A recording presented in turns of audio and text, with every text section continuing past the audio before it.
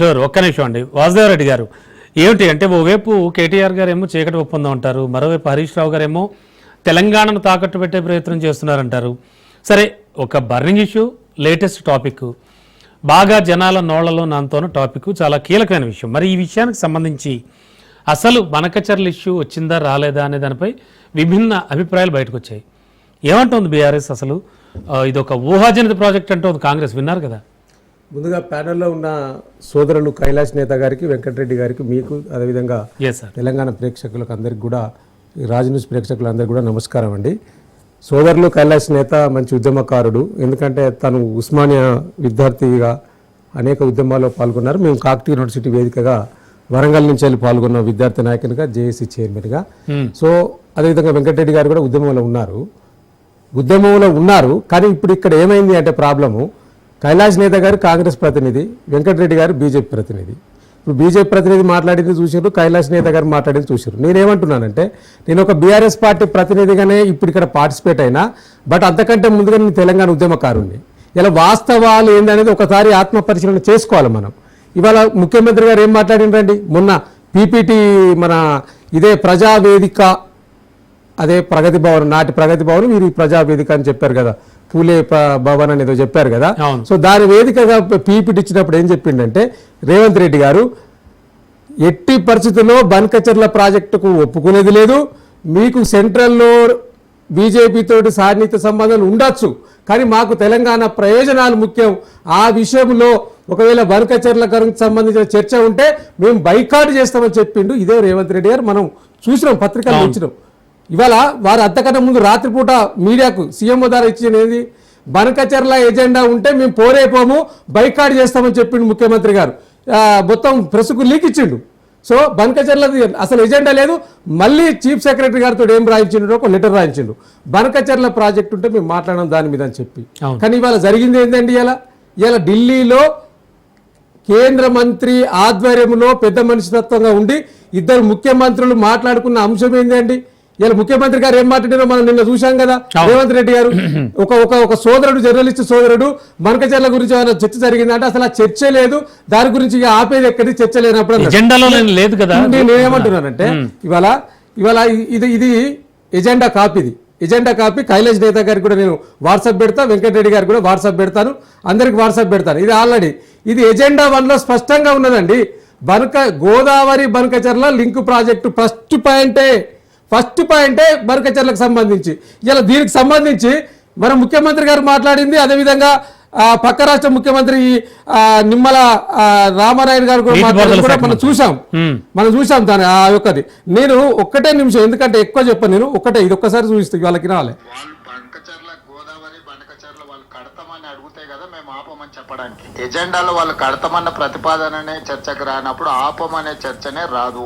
ఏదైతే ఆంధ్రప్రదేశ్ రాష్ట్రం నుంచి పోలవరం బనకచర్ల ప్రాజెక్టు అంశం మీద ఏదైతే ఆంధ్రప్రదేశ్ ఇచ్చినటువంటి అంశం మీద, అదేవిధంగా తెలంగాణ రాష్ట్రం కృష్ణా గోదావరికి సంబంధించినటువంటి ఏవైతే రేజ్ చేసిన ఇష్యూస్ ఏవైతే ఉన్నాయో ఇవి రెండు కూడా టెక్నికల్ ఇష్యూస్ అన్ని కూడా ఇన్వాల్వ్ అయి ఉన్నాయి. కాబట్టి ఈ టెక్నికల్ ఇష్యూస్ ని ముందుగా ఒక పరిష్కారం చూపేటటువంటి విధంగా ఒక కమిటీని నిర్ణయం తీసుకోవాలని, ఏదైతే ఈ యొక్క కృష్ణా గోదావరి ఇష్యూస్, అదేవిధంగా పోలవరం బనకచర్లకు సంబంధించినటువంటి ఈ యొక్క రెండు సబ్జెక్టుల మీద కూడా ఇటు టెక్నికల్ అడ్మినిస్ట్రేటివ్ ఆఫీసర్స్ తో కలిపి కమిటీని కాన్స్టిట్యూట్ చేస్తున్నామని చెప్పిండా. ఇప్పుడు ఎవరండి బనకచర్ల ప్రాజెక్టుకు సంబంధించిన కమిటీ పడితే సంతకాలు పెట్టింది ఎవరు? ఈ రాష్ట్ర ప్రభుత్వం తరఫున, తెలంగాణ రాష్ట్ర ప్రభుత్వం తరఫున మీకెవరు హక్కులు ఇచ్చిండ్రు అక్కడికి పోయి, అది అన్అఫిషియల్ మీటింగ్ అని చెప్పి ఈ రాష్ట్ర ముఖ్యమంత్రి గారే చెప్పిండ్రు కదా. ఇవాళ ఇది పత్రికల్లో కూడా ఏం రాస్తారండి, ఇది ఏపీ పత్రిక, ఏపీలో వచ్చింది. ఏపీలో ఈనాడు కానీ, ఆంధ్రజ్యోతి కానీ, సాక్షి కానీ ఒక పత్రికలో రెండు వాదనలు ఉంటాయండి. తెలంగాణలో ఒక సైడ్ ఒక విషయం, ఏపీ ఎడిషన్లో ఇంకో విషయం ఉంటుందండి. ఇలా తెలంగాణ ఎడిషన్లో జల వివాదాలపై కమిటీ అని ఇక్కడ ఇస్తారు, అదేవిధంగా ఏపీ ఎడిషన్లో గోదావరి బనకచర్లపై నిపుణుల కమిటీ, గోదావరిలో మా వాటా కేంద్రం బనకచర్ల ప్రాజెక్ట్ అని స్పష్టమైన ప్రకటనలు అక్కడ ఇస్తారు. ఇది ఆంధ్రజ్యోతికి చెప్తున్నా, తర్వాత ఈనాడుది కూడా నా సెల్లులో ఉన్నది, సెల్లులో చూస్తున్నా. ఇవాళ అంటే రెండు విషయాలు ఇలా స్పష్టంగా తెలవాల్సింది. ఇలా మీరు విమర్శిస్తే ఎన్నైనా విమర్శించవచ్చు.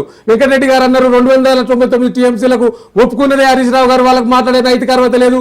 లేకపోతే ఇప్పుడు కైలాష్ గారు అన్నారు. ఇది విమర్శలకు బాగుంటాయండి. నేను వాస్తవాలు మాట్లాడాలి. ఇలా మనం వాస్తవాల గురించి ప్రాతిపదికన చర్చ పెట్టుకోవాలి. మనం టీవీ డిబేట్కి వచ్చినాం. ఇదేమో వేదిక కాదు, ఇది పొలిటికల్ వేదిక కాదు. కాబట్టి నేను ఇట్లాంటివి మీరు అబద్ధాలు మాట్లాడతారని ఇవాళ కాంగ్రెస్ బీజేపీ కూడబలుకొని ఇలా బీజేపీ వెంకటరెడ్డి గారు ఏమంటారు, బ్రహ్మాండంగా మాట్లాడిన అసలు రేవంత్ రెడ్డి గారు మాట్లాడింది వాస్తవం అంటుండు. చూడు, ఒక బీజేపీ ప్రతినిధే కాంగ్రెస్ ముఖ్యమంత్రి గురించి ఆ మాటలు మాట్లాడినాక ఇక ఎక్కడదండి ఇక్కడ ఈ రెండు కూడబలుకున్నాయి ఇలా ఈ విషయంలో. కాబట్టి ఇలా కాంగ్రెస్ బీజేపీ రెండు కూడా తెలంగాణ నీటి హక్కుల విషయంలో మోసం చేసినా కూడా ప్రశ్నించలేని తత్వం ఉన్నది. ముఖ్యంగా ఈ రాష్ట్ర ముఖ్యమంత్రి రేవంత్ రెడ్డి గారు గురుదక్షిణగా గోదావరికి నీళ్లను బనకచర్ల బేసులు పెట్టుకొని అప్పచెప్తున్న సందర్భం. రెండు విషయాలు ఒకటే విషయం, ఎందుకంటే వెంకటరెడ్డి గారు చెప్పిన దానికి నేను చెప్తాను. వెంకటరెడ్డి గారు 299 టీఎంసీలకు ఒప్పుకొని వచ్చారు అని చెప్పారు. నేను ఒక్కటే నిమిషం నాకు టైం ఇవ్వండి, ఎందుకంటే నేను ఫేక్ మాట్లాడతానని విమర్శిస్తాను. నేను వాస్తవాలు చెప్పదలుచుకున్నా. నేను మీ రాజ్ న్యూస్ వేదిక ద్వారా వాస్తవాలు చెప్పదలుచుకున్నా. ఇలా ఈ 299 టీఎంసీల గురించి ఆనాడు ఒకసారి వెంకటరెడ్డి గారి వెర్షన్ తీసుకుందాం. వెంకటరెడ్డి గారు మీరు ఏదో అన్నారు కదా, కైలాష్ గారు కూడా తెలుసు. ఏంది ఆనాడు ఉమ్మడి ఆంధ్రప్రదేశ్ లో ఆనాటి పాలకులు, ఇవాళ ఉన్న మంత్రిగా ఉన్న ఉత్తమ్ కుమార్ రెడ్డి, మంత్రిగా లేని జానారెడ్డి గారు, ఇట్లాంటి పెద్ద పెద్ద మనుషులు ఆనాడు ఉమ్మడి ఆంధ్రప్రదేశ్ లో పాలకులుగా ఉన్న వారు తెలంగాణ రాష్ట్రంలో ప్రాజెక్టులు కట్టకపోవడం వారు చేస్తున్న వాదన మరొకటి కూడా ఉంది. బనకచర్ల మీ సమయంలోనే పురుడు పోసుకుంది అనేది, అది కూడా వాళ్ళు చెప్తారు. వెంకటరెడ్డి గారు అన్నది కాబట్టి ఈ విషయం చెప్తున్నా.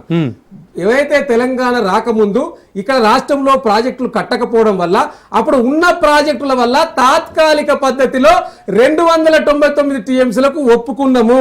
ఇలా మేము ఒప్పుకోవడం కాదు, మొన్న ఫిబ్రవరి 17వ తారీఖు నాడు ఈ రాష్ట్ర ముఖ్యమంత్రి గారు, ఈ రాష్ట్ర ప్రభుత్వం కూడా మొన్న పోయి కృష్ణా రివర్ మేనేజ్మెంట్ బోర్డు మీద ఫిబ్రవరి 17వ తారీఖు 2025లో కూడా ఒప్పుకొని వచ్చి సంతకాలు పెట్టొచ్చారు. వీళ్ళు కూడా సంతకాలు పెట్టొచ్చారు, ఈ ప్రభుత్వం కూడా. సో ఇది తాత్కాలిక పద్ధతిలో కృష్ణా రివర్ కు సంబంధించి వాదనలు ట్రిబ్యునల్లో కొనసాగుతా ఉన్నాయి. మన వాటా గురించి అక్కడ ఇప్పటికే 763 టీఎంసీల గురించి వాదనలు నడుస్తా ఉన్నాయి. సో ఈ వాదనలు నడుస్తా అంటే ముఖ్యమంత్రి గారు మాకు కృష్ణాలో 500 ఇస్తే సరిపోతుంది, గోదావరిలో 1000 ఇస్తే సరిపోతుంది, ఈ 1700 ఇచ్చినాక మీరు ఏమైనా చేసుకోండి అని గంపకుత్తగా ముఖ్యమంత్రి గారు మాట్లాడతారు. ఈ విషయాన్ని ఖండించరు బీజేపీ నాయకులు. ఇదెక్కడ చూద్దామంటే రెండవది, ఇలా కైలాష్ గారు చెప్తా ఉన్నారు, మీరు పోయి ఆనాడు ముఖ్యమంత్రి కేసీఆర్ ఉన్నప్పుడే రాయలసీమ లిఫ్ట్ ఇరిగేషన్ ద్వారా వీళ్ళందరూ రాయలసీమకు నీళ్ళు అందిస్తా అని చెప్తా ఉన్నారు. ఆనాడు మాట్లాడుకున్నది ఏంటంటే చాలా స్పష్టంగా చెప్పినాం. మేము ప్రతిపాదించిన 3,000 చెప్పినామండి. ఆనాడు జగన్మోహన్ రెడ్డి గారి ప్రభుత్వం ఉన్నప్పుడు పిలిచి మాట్లాడింది వాస్తవం. ఏంది, ఇవాళ గోదావరి పరివాహక ప్రాంతం త్రూ అంటే మన భూముల ద్వారా పోతే, ముఖ్యంగా ఇలా సమ్మక్క సారక్క బ్యారేజ్ ఏదైతే ఉందో అదొక ప్రతిపాదన పెట్టినాం. ఆ తర్వాత నాగార్జున సాగర్, శ్రీశైలం, ఇట్లా ఇవన్నీ అంటే ఈ గోదావరి పరివాహక ప్రాంతంగా మీరు ప్రాజెక్టు కట్టుకుంటే ఇటు తెలంగాణకు అటు ఆంధ్రకు మేలు జరుగుతుందనే ఉద్దేశం మేము చెప్పినాం. కానీ అప్పటికే 2016లో అప్పుడున్న చంద్రబాబు ముఖ్యమంత్రి గారు కేంద్రంలో ఒక లెటర్ ఇవ్వడం వల్ల అది 2019లో రిపోర్ట్ వచ్చింది. ఆ రిపోర్ట్ను అనుసరించి జగన్మోహన్ రెడ్డి గారు ఏం చేసిండ్రు, వారి అధికారులు చెప్పినట్టు ఈ ప్రతిపాదన మనకు నచ్చదని చెప్పి క్యాన్సిల్ చేసుకున్నారు. మేము అప్పటి తెలంగాణ రాష్ట్ర ప్రభుత్వం పెట్టిన ప్రతిపాదనలు ఒప్పుకోకుండా అప్పుడు చంద్రబాబు నాయుడు గారు ఏదైతే ఈ బనకచర్లకు సంబంధించి పెట్టినో దాన్నే ముందుకు తీసుకెళ్లిండ్రు. దానికి సంబంధించి ముందుగా మొన్న జూలై మాసంలో 2024 జూలై మాసంలో పక్క రాష్ట్ర ముఖ్యమంత్రి చంద్రబాబు నాయుడు గారు ప్రగతి భవన్ లో సమావేశమైన తర్వాతనే దీనికి అంకురార్పణ పడ్డది. ఈ యొక్క బనకచర్ల ప్రాజెక్టుకు సంబంధించి ఇలా ముఖ్యమంత్రి మీరు ఏం మాట్లాడాలండి, మీరు పీపీటీలు ఇస్తే ఏం చెప్పాలి కైలాష్ గారు, మీ ప్రభుత్వం కానీ ఇలా ఈ మన పక్క రాష్ట్ర ముఖ్యమంత్రి గారు ఏం మాట్లాడతారంటే తెలంగాణ రాష్ట్రంలో ప్రాజెక్టులు కట్టుకుంటే మేము ఎక్కడన్నా అడ్డుకున్నాం అంటున్నాం. ఒక్కటి కాదు 4-5 లెటర్లు పాలమూరు రంగారెడ్డి లెటర్లు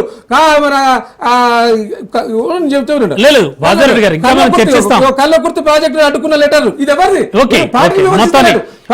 ముఖ్యమంత్రి గురించి చెప్తారు. అదేవిధంగా దిండి ప్రాజెక్టులు అడ్డుకున్న లెటర్. ఇన్ని ప్రాజెక్టులు అడ్డుకుంటే 10 సెకండ్లు ఇన్ని ప్రాజెక్టులు అడ్డుకుంటే మాట్లాడాల్సింది ఎవరంటే బీజేపీ అయినా కాంగ్రెస్ అయినా పక్క రాష్ట్ర ముఖ్యమంత్రి గురించి మాట్లాడాలి, పక్క రాష్ట్రం చేస్తున్న విషయాల వీటిలో గురించి చర్చించాలి. ఎంత లేదు ఎంత లేదు, కేసీఆర్ ను బదనం చేయాలి.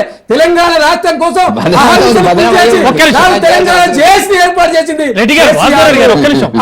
BRS party. తర్వాత పార్టీలకు అతీతంగా తెలంగాణ సాధించుకున్నామని కేసీఆర్ ఇలా పార్టీలకు అతీతంగా కొట్టాల్సిన ఈ పెద్ద మనుషులు ఇలా పక్క రాష్ట్ర ముఖ్యమంత్రికి దాసోహం అయ్యి నీళ్లను దాచిపెడతారా, నీళ్లను దాచిపెడతారా మీరు? నేను విజ్ఞప్తి చేస్తున్నా, దయచేసి వెంకటరెడ్డి గారు మిత్రుడు కైలాష్ గారికి మీరు పార్టీలకు అతీతంగా మాట్లాడండి బ్రదర్, పార్టీలకు అతీతంగా మాట్లాడండి. ఎంతసేపు కేసీఆర్ రేవంత్ రెడ్డి గారు తిడతారు, ఇటు మీరు పెడతారు. అసలు బీజేపీ చేయాల్సిన పద్ధతి ఏంటండి? ఒక మాట మాట్లాడదు వీళ్ళ నాయకుడు కిషన్ రెడ్డి గారు మాట్లాడారు, బండి సంజయ్ గారు మాట్లాడారు, మాట్లాడతారండి విషయంలో మాట్లాడతారు.